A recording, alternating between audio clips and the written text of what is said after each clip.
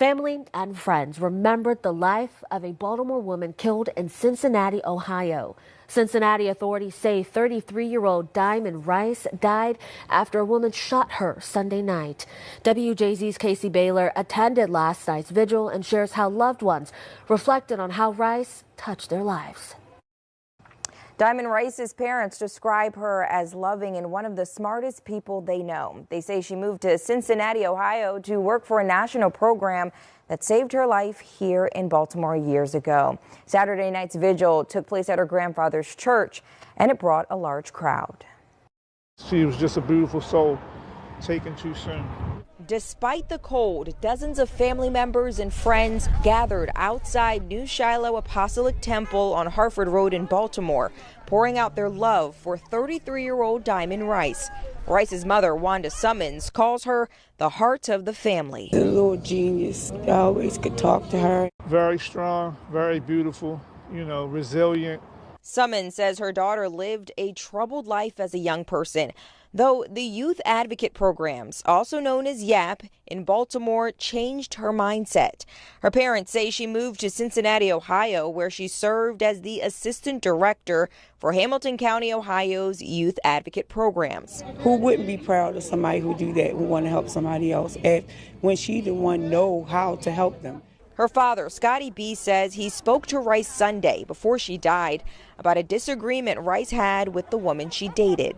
We talked for a little while. I said, you don't know what's going to happen tomorrow, Diamond, so whatever it is, just fix it. Cincinnati CBS affiliate reports police responded to a shooting the night of February 1st. They found Diamond Rice shot. First responders tried saving her life, but she died at the scene. Police arrested Jasmine Blake, charging her with murder. Court records say Blake shot Rice during an argument. Honestly, I tried to reach out to Jasmine's mother because I know them, and I didn't get a response, but I just want answers from Jasmine on why did she do this to my daughter. As family surrounds Rice's parents with support, they're reminded of her heart and how she created an impact across state lines. She was everybody's sunshine, basically, in a cloudy day. I'm going to miss her a lot. Online records show Jasmine Blake appeared in court Monday. Her bond was set at $750,000. Back to you.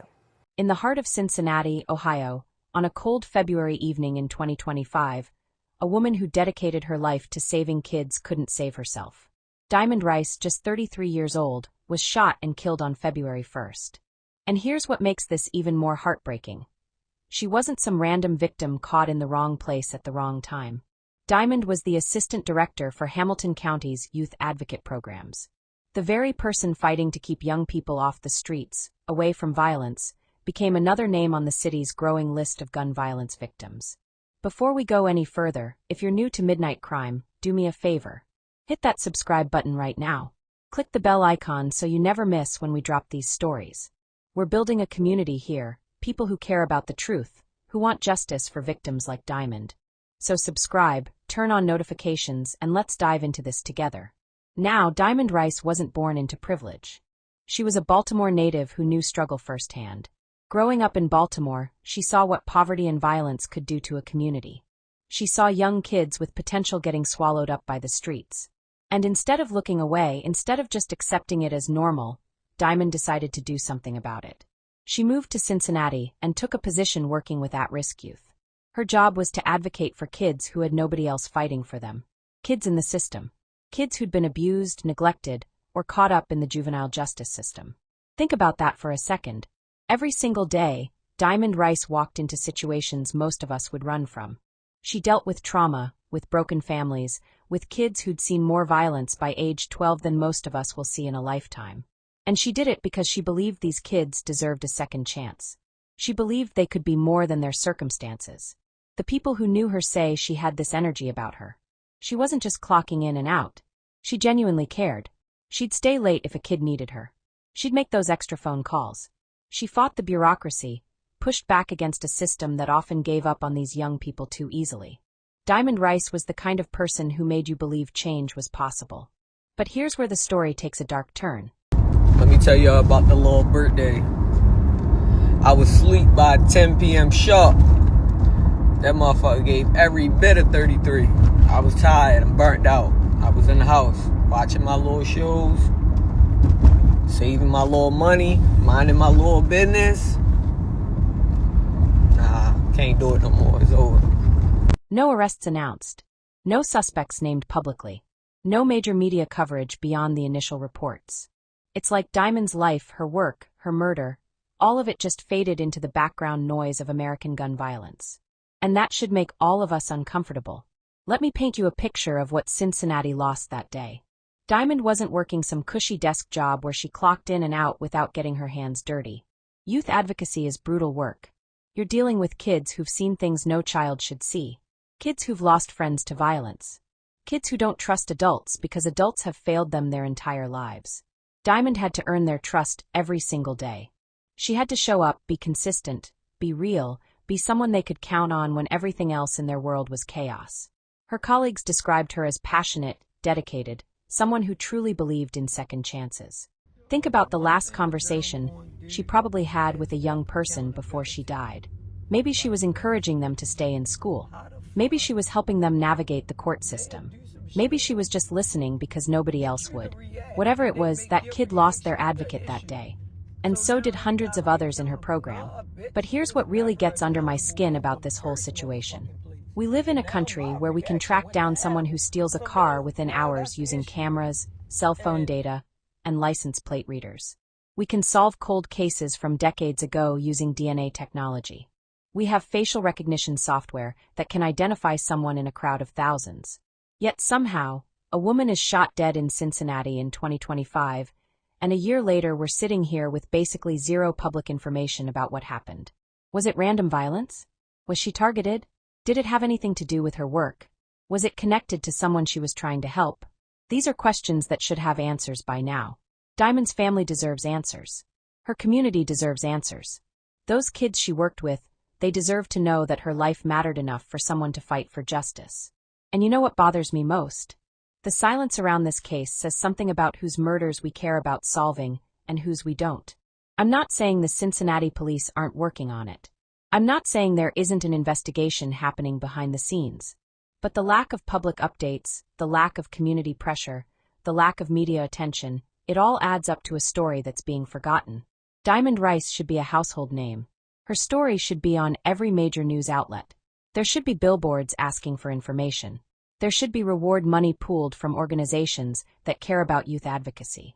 There should be something more than this crushing silence. A woman is dead and another woman is behind bars charged with her murder. Police say when they arrived last Sunday night at May Street near Burbank and Walnut Hills, they found 33-year-old Diamond Rice suffering from a gunshot wound. She died at the scene. Court records state the shooting happened after an argument. Local 12's Chris Arnold spoke with Diamond Rice's dad, who talked about his daughter's legacy. Chris.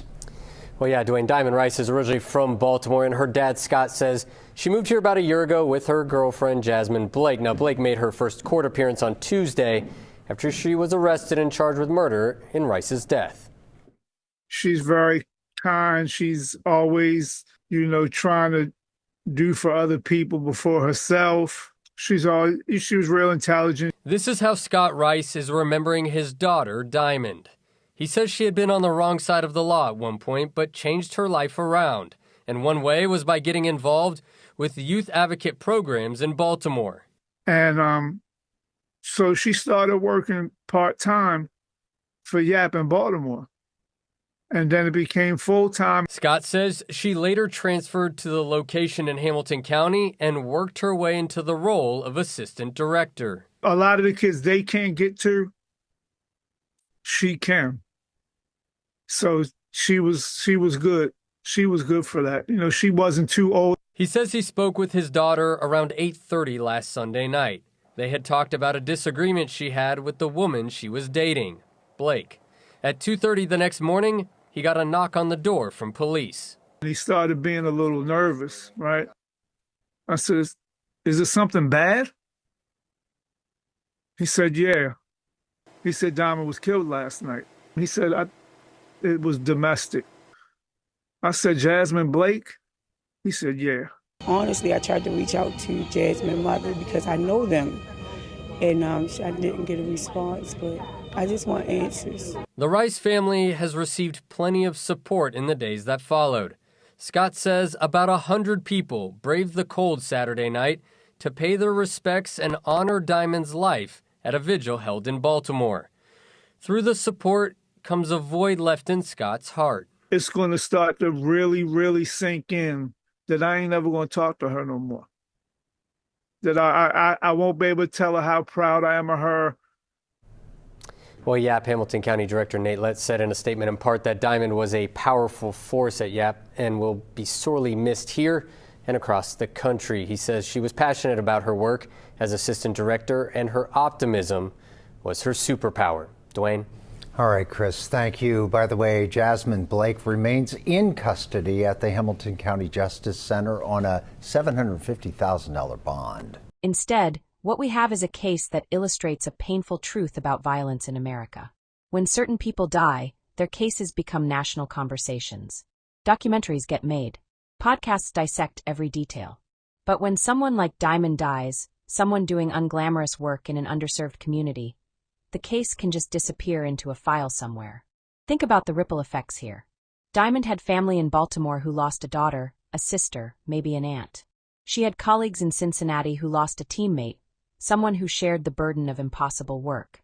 She had young people who lost maybe the only stable adult figure in their lives. One bullet didn't just end Diamond's life. It shattered dozens of other lives around her. And what message does the silence send to other youth advocates out there? People doing the same work Diamond did, in cities across America, often for terrible pay and long hours. They see what happened to her. They see how quickly her story faded. What does that tell them about how much society truly values their work? I've spent time digging through everything available on this case, and the lack of information is stunning. No public statements from Cincinnati police about investigative progress. No community vigils making headlines. No organizations championing her case.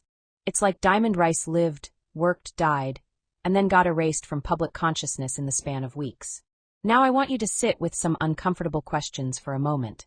Why do some murder cases consume our attention while others barely register? What does it say about us as a society that someone can dedicate their life to saving kids and then be murdered without sustained outrage?